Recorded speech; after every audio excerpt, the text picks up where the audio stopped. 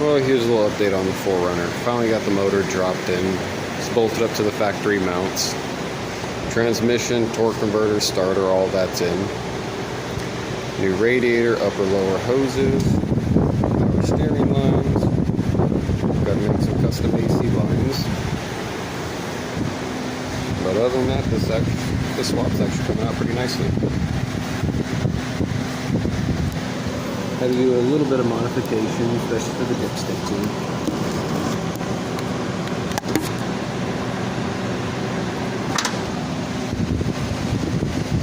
Timing belt, timing, everything is done. Just got done finishing up the heater hoses. That's for the rear heater, so I gotta eventually plumb those into those that go to the cold start or idle air control valve. That's coming along pretty well. Gotta wait till tomorrow till that motor shows up. They'll still be in here Friday, but here we are on Tuesday. That has a little bit more finished up and that's ready to go. But little update.